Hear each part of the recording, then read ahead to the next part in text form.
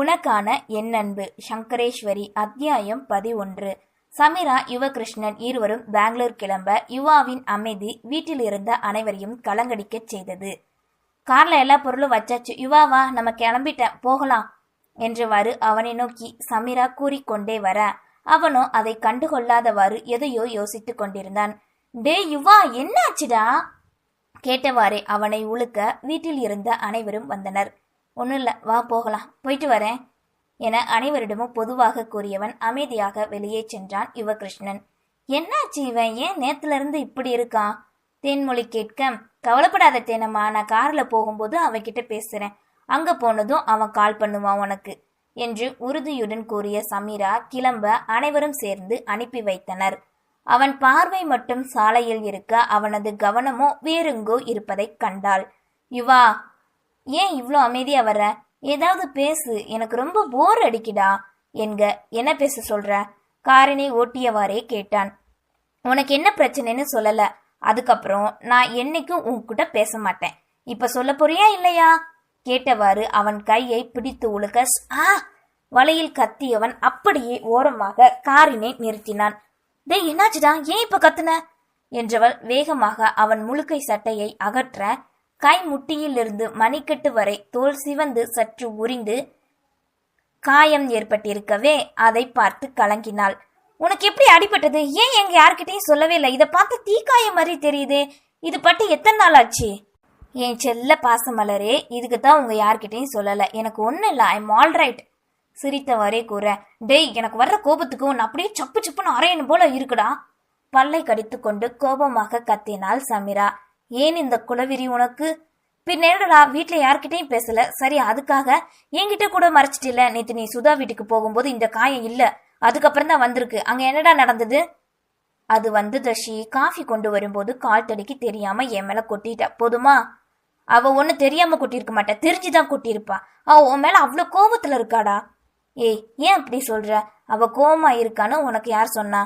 எனக்கு நல்லாவே தெரியும். அவ அன்னைக்கு ஹாஸ்பிட்டல்ல வச்சு நான் உன் பேச்சு எடுத்ததுமே பேசாதேன்னு சொல்லிட்டா. அப்பவே எனக்கு தெரியும் அவன் மேல உன் கோபமா இருக்கான்னு.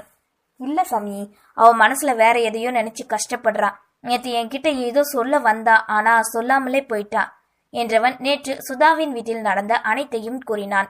என்ன சொல்ற நீ? அப்போ அந்த யஷ்வந்த் நம்ம சுதாவை விரும்புறானா? அவனுக்கு எவ்வளவு திமிரு! நம்ம கூடவே இருந்துட்டு அவனால் எப்படி இப்படி பண்ண முடிஞ்சது? ஓ, இதனாலதான் அன்னைக்கு என்கிட்ட சுதாவை பத்தி விசாரிச்சானா? தஷிய பத்தி விசாரிச்சானா? என்ன கேட்டான்? 3 மாசமா அவன் உங்க கூட படிச்சிருக்கான், இது எப்படி உனக்கு தெரியாம போச்சு சமீரா? நான் ஸ்போர்ட்ஸுக்கு போனதால எனக்கு தெரியாது யுவா. ஒரு தடவை கூட நான் யஷ்வந்த் காலேஜ்ல வச்சு பார்த்தது கிடையாது. சுதா ஹாஸ்பிட்டல்ல இருக்கும் போதுதான் என்கிட்ட வந்து பேசினான். அப்பதான் அவன் எங்க காலேஜ்னே எனக்கே தெரியும். அவளுக்கு உடம்பு சரியில்லைன்னு சொன்னேன், கொஞ்ச நேரம் பேசிட்டு போயிட்டான். ஆனா சுதா ஏன் யஷ்வந்த பத்தி நம்ம கிட்ட சொல்லல யோசனையோடு சமீரா கேட்கவே, அது எங்களுக்குள்ள ஒரு பிரச்சனை, அவனை பத்தி சொன்னா நான் கோவப்படுவேன்னு தான் சொல்லியிருக்க மாட்டா. அப்படி என்ன பிரச்சனை உங்களுக்குள்ள என்கிட்ட சொல்ல மாட்டியா யுவா என்க. அடுத்த நொடி 6 வருடங்களுக்கு முன் தங்களுக்குள் நடந்த பிரச்சனையை ஒரு நொடியில் கூறி முடித்தான். அவன் கூறிய அடுத்த நொடி சமீராவின் கை யுவாவின் கன்னத்தை பதம் பார்த்தது. கோபத்தோடு, உனக்கு அறிவு இருக்குதாடா? இவ்வளவு நடந்திருக்கு, என்கிட்ட ஒரு வார்த்தை கூட நீ சொல்லல. நீ நம்ம சுதாவை 12th படிக்கும் போதே லவ் பண்ணியா? என்னால நம்பவே முடியலடா. தப்பு முழுக்க முழுக்க ஓ மேலதான். அந்த யஷ்வந்த் சொன்னதை போய் நம்பி இருக்க பாரு.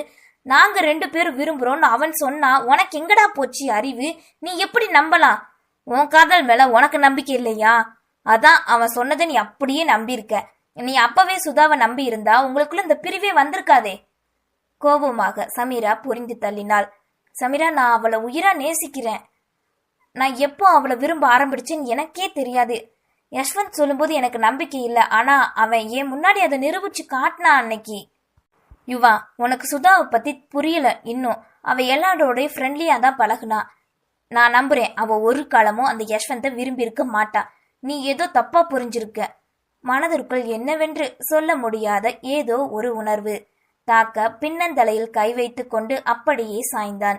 அதன் பின் சமீரா கார் ஓட்ட எப்போது வீட்டுக்கு வந்தோம் என தெரியாமலே அமர்ந்திருக்க சமீரா அழைத்ததும் வீட்டுக்குள் நுழைந்தான் யுவகிருஷ்ணன்.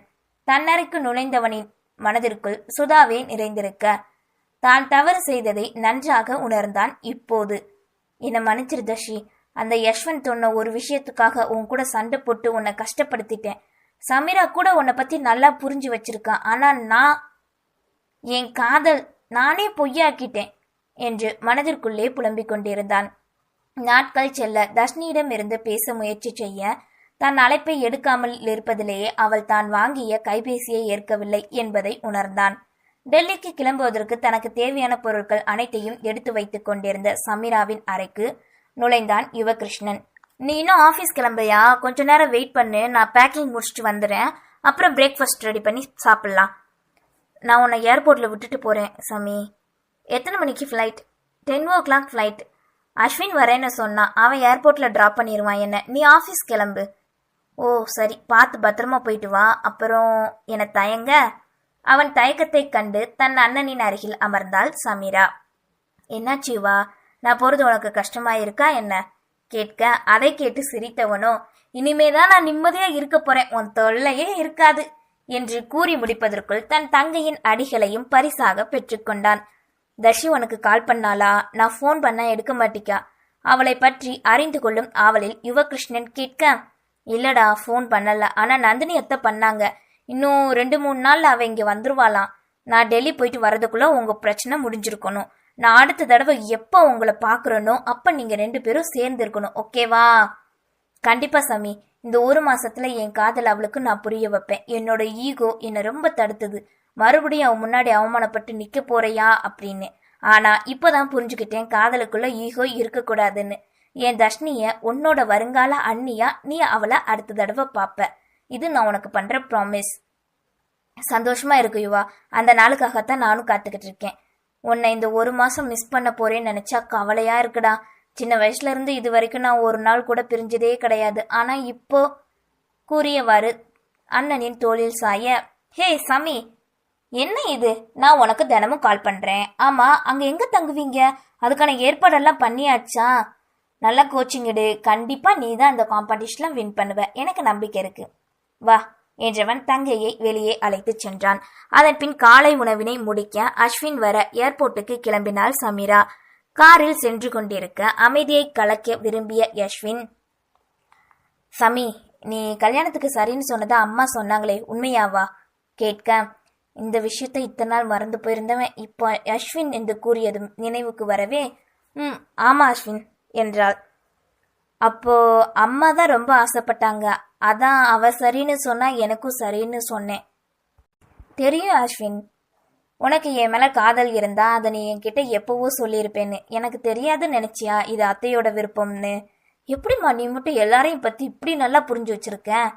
புன்னகையோடு அஸ்வின் கேட்கவே அதை கேட்டவள் மனமோ, ஆனா நந்து மாமா பத்தி மட்டும் எனக்கு எதையுமே தெரிஞ்சுக்க முடியல, புரிஞ்சுக்கவும் முடியலையே, அது மட்டும் ஏன் நினைத்து கொண்டிருந்தாள்.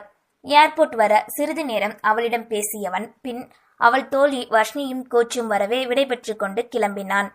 மூவரும் டெல்லி சென்று இறங்க கோச்சிங் கொடுக்க வேண்டும் என்பதால் தெரியாத இடத்தில் தங்குவது பாதுகாப்பு இல்லை என்று காம்படிஷன் நடக்க இருக்கும் கல்லூரி ஹாஸ்டலிலேயே தங்க அனுமதி கொடுத்தனர்.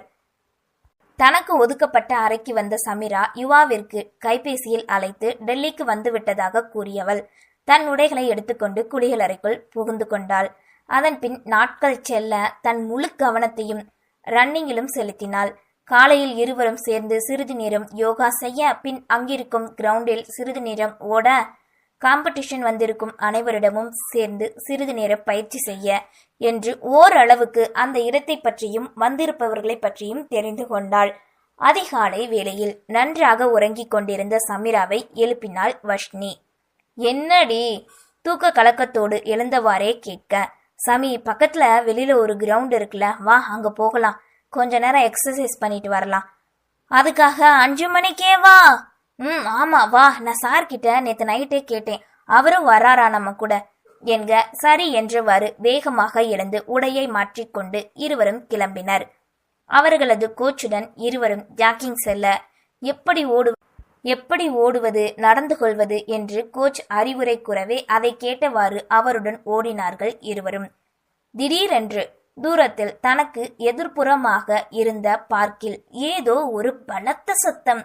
அதிகாலை வேளை என்பதால் அந்த சத்தத்தில் பறவைகள் பறக்க சத்தம் வந்த இடத்தை பார்த்து மூவரும் திரும்பினர். யாரோ ஒருவன் தரையில் விழ அவனுக்கு எதிரில் இருந்தவன் கையில் துப்பாக்கியை நீட்டியவாறு இருக்க அதிலிருந்து வந்த ஓசைதான் என்பதை அறிந்து கொண்டனர்.